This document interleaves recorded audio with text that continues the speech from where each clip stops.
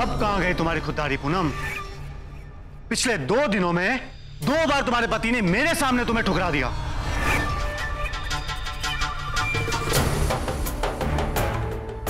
लेकिन तुम हो कि यहां से जाने का नाम नहीं ले रही हो। अरे कितनी बेशर्म हो तुम! यार तुम्हारी खुद की इतनी बेइज्जती हो रही है और तुम हमारी इज्जत नाप रही थी। हमारी, जिनके हाथ में इन सब की इज्जत है। तुम एक शब्द और नहीं कहेंगे आप।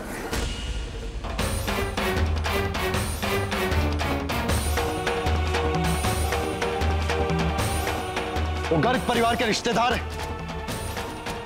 अगर आपने एक शब्द भी और निकाला ना तो अच्छा नहीं होगा।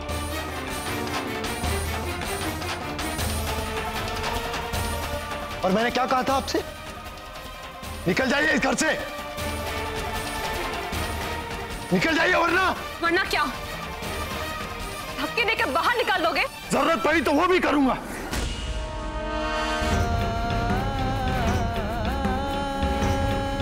पीछे नहीं हटूंगा मैं। और हमारे कदम भी आगे नहीं बढ़ेंगे आकाश।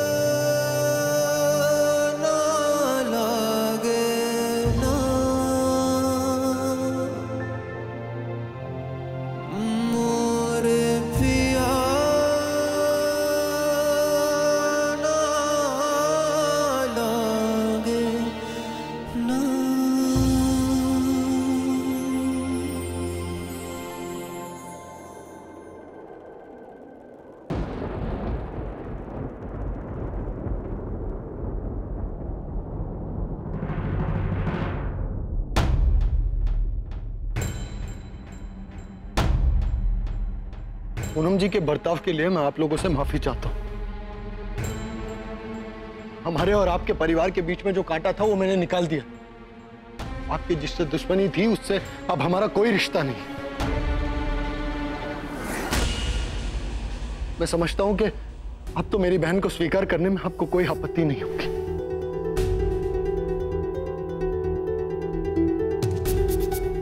तो क्या फैसला लिया आप लोगों ने?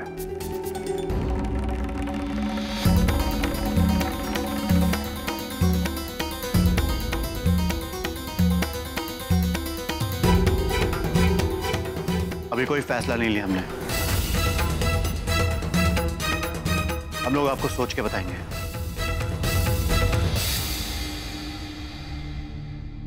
ठीक है, चले बाबूजी।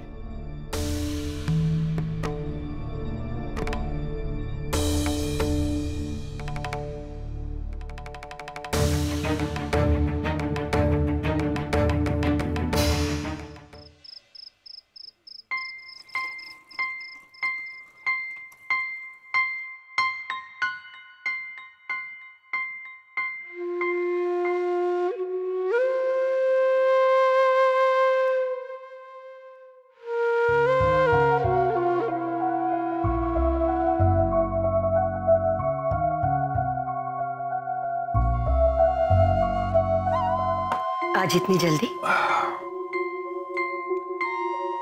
आज बड़ी थकान सी महसूस हो रही है मंगला। इतनी रात गए, कहां गई होगी वो पूनम? उसकी चिंता छोड़िए आप। समझदार और पढ़ी लिखी लड़की है वो। अब यहाँ उसने समझदारी नहीं दिखाई तो क्या हुआ? रास्ते पर रहने वाली लड़की नहीं है वो। गई होगी अपने माँ बाप के यहाँ। लीजिए। आज आकाश का रवैया मुझे बड़ा चौंकाने वाला लगा। उस लड़की को इस तरह से धक्के मारकर घर से निकाल देगा, मैं सोच भी नहीं सकता था।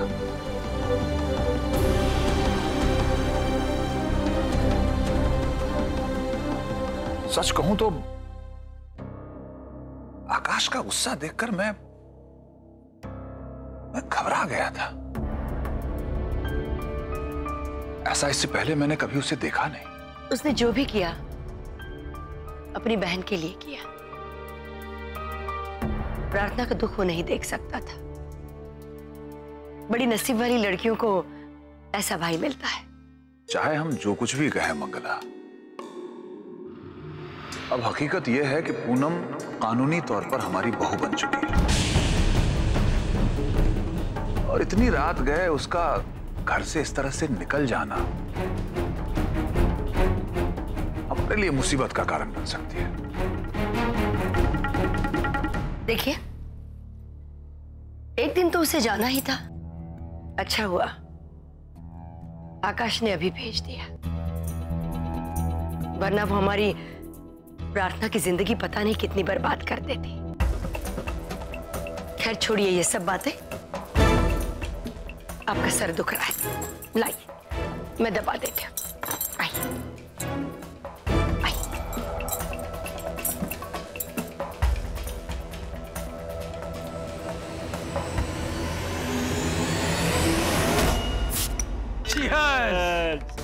जम के पियो, खुशियां मनाओ, नाचो गाओ।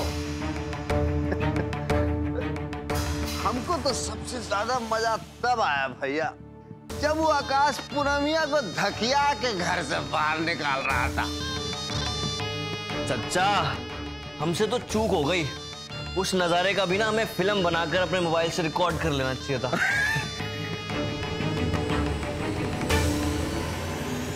अरे बेटा गुड्डू, क्या बात है? नहीं, कुछ नहीं।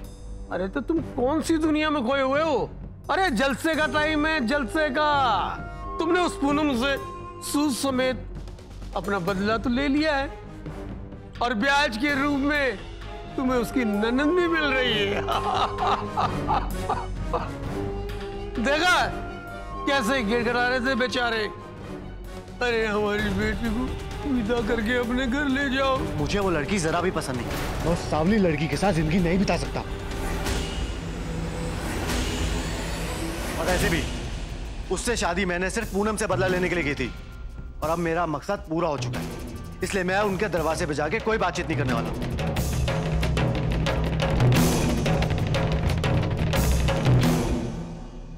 बेटा गौतम, इतना जल्दबाजी में कोई फैसला मत करो, जरा ठंडे दिमाग से सोच के देखो। अरे बहुत बड़ा फायदे का सौदा है, वो लोग अब हमारे हाथ में हैं और ये हमारे लिए सोने पे सुहागे वाली बात है, क्योंकि वो लोग शरीफ हैं, ऊपर से डरे हुए हैं।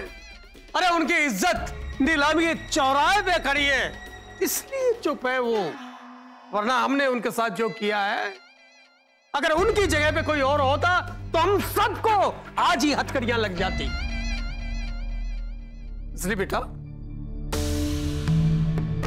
मौके की नजाकत को समझो, उस लड़की को ले आते हैं अपने घर, बेचारी एक किनारे पड़ी रहेगी, बाद में देखा जाएगा कि उसके साथ क्या करना है क्या नहीं करना है।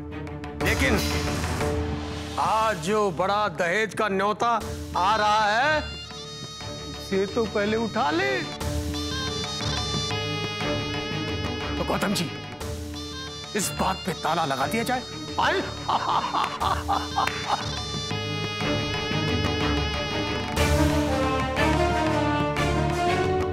बैठ जाऊंगा।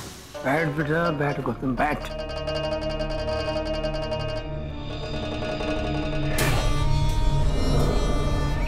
अरे बाबूजी बिल्कुल ठीक कह रहे हैं, दहेज भी मिल रहा है और नौकरानी भी। भैया अब हमारे दिन फिरने वाले, अब हम लोग लखपति बनने वाले हैं, और सब हमारे इस जेंटलमैन भतीजा की वजह से। अबे ओ गोभी के डंटल, सीख अपने बड़े भाई से कुछ। अरे डांटते रहते हैं आप भी उसको। पहले सोचिए कि आगे करना क्या है, क्या क्या दहेज में मांगना है। हम आपको बताते हैं कि क्या मांगना है।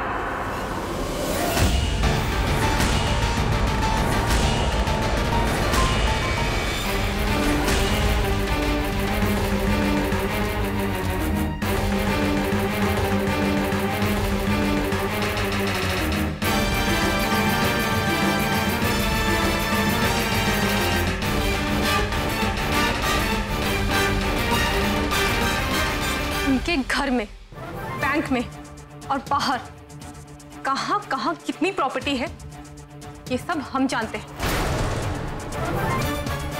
हम तुम्हें बताएंगे कि दहेज में क्या, कब और कैसे मांगना है। ये तुम्हारा कौन सा नया पैंतरा है पूनम? हाँ? हमें मोहरा बनाकर तुम अपनी हारी हुई बाजी को जीतना चाहती हो? हाँ, लेकिन तुमसे नहीं, गर्ग परिवार से जीतना चाहते हैं। हमने तुमसे शादी करने से इनकार कर दिया, लेकिन उनके बेटे ने हमसे शादी की। हमसे शादी नहीं करना चाहते थे, हमें तो अपने माँ पापा के खातिर हाँ कहनी पड़ी। इसके परिवार ने हमें कभी नहीं अपनाया, लेकिन हमने उनकी खुशियों के लिए जो बन पाया किया। इस जमाने से ठुकराई उनकी बेटी का रिश्ता हमने करवाया। सबका क्या सलूक मिला? सबके सामने हमें धक्के मारकर घर से निकाल दिया।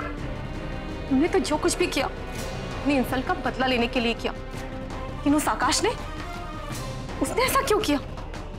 अरे हमने ऐसा क्या किया था कि उसने हमारे साथ ऐसा किया? इसलिए आकाश और उसके परिवार को सबक सिखाना बहुत जरूरी है। बहुत आन बान और शान वाले बनते हैं ना, बहुत घमंड है उन्हें अपने पैसों का। अब पता चलेगा। अगर तुमने पहले मुझसे शादी कर ली होती पूनम, तो तुम्हें आज ये दिन ना देखना पड़ता। शायद तुम सही कह रहे हो, तुमसे गलती हो। कोई बात नहीं, अब उसके और उसके घर वालों को रास्ते पर लाकर खड़ा करना है हमें। एक एक पैसा निकालना है उनका, और इसके लिए हमें तुम्हारी मदद की जरूरत है। कैसी मदद?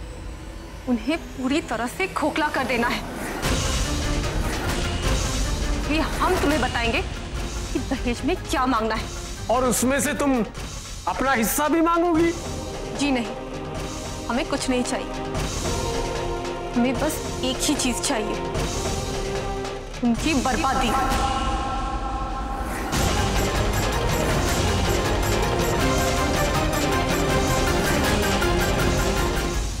देर से ही सही, मगर पूनम को मेरे आगे झुकना ही पड़ा।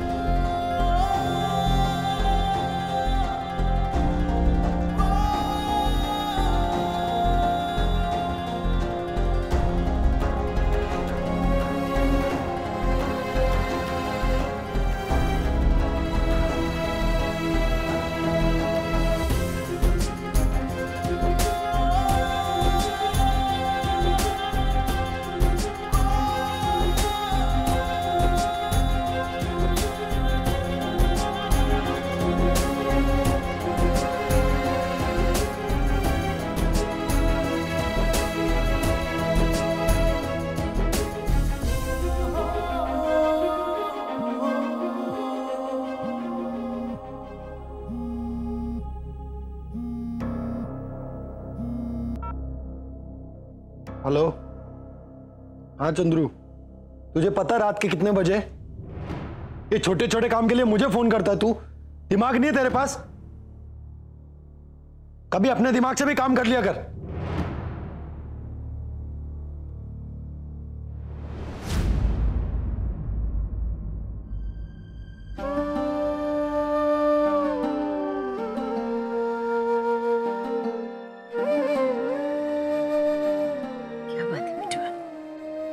बहुत परेशान है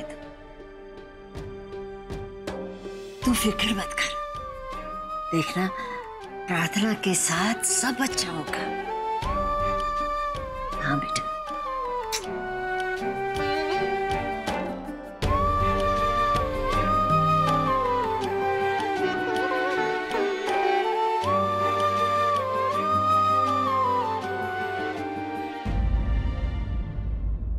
इस पूनम को भर्ती कर ले अपनी मंडली में।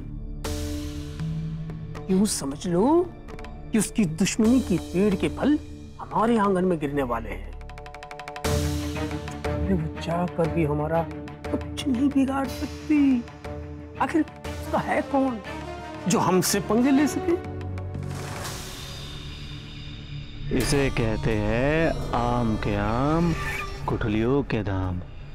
एक तरफ पूनम का साथ और दूसरी तरफ प्रार्थना का हाथ। वाह, क्या फैसला लिया? फैसला क्या लेना चचा, जब लक्ष्मी अपने द्वार पे खड़ी हो और हम दरवाजा बंद कर ले। अरे इतने बड़े बेवकूफ थोड़ी है हम। स्वागत करना चाहिए हमें घर आई लक्ष्मी का। जाओ सब चलो चलो।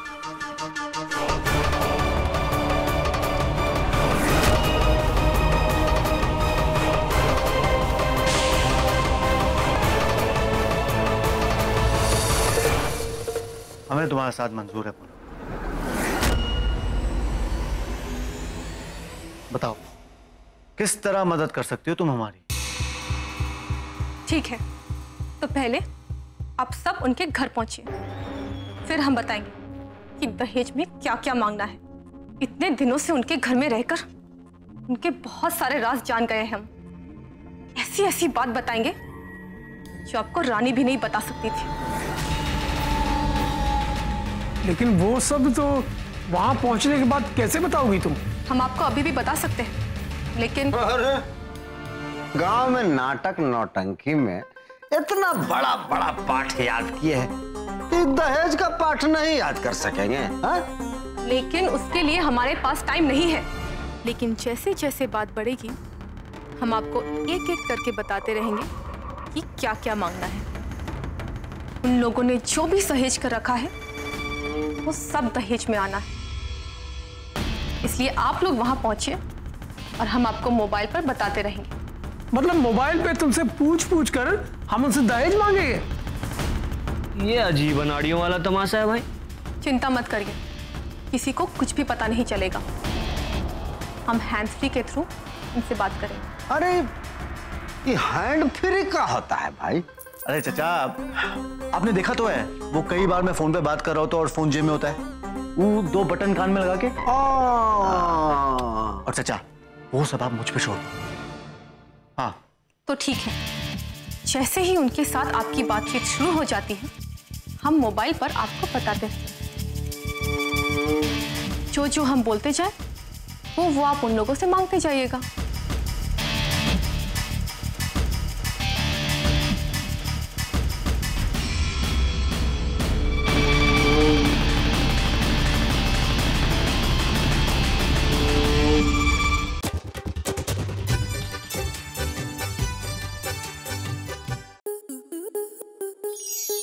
स्टार प्लस के ऐसे ही और बेहतरीन लम्हे देखने के लिए सब्सक्राइब करें हमारे YouTube चैनल को।